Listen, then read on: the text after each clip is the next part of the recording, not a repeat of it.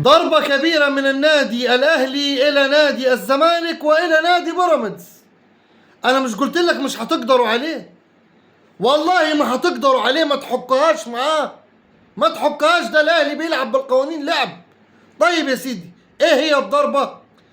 ضربة كبيرة فجرها النادي الأهلي اليوم بتقديم مذكرة رسمية إلى الفيفا بسحب رخصة النادي الزمالك الأفريقية ورخصة نادي بيراميدز الأفريقية.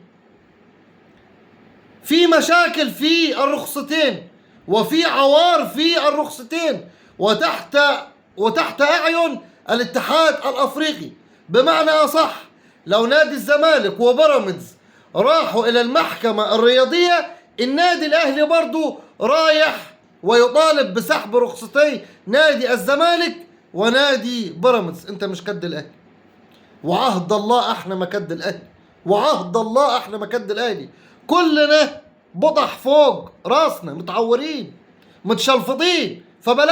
فبلاش نتكلم عن اللوائح والقوانين واحنا مخرمين خالص.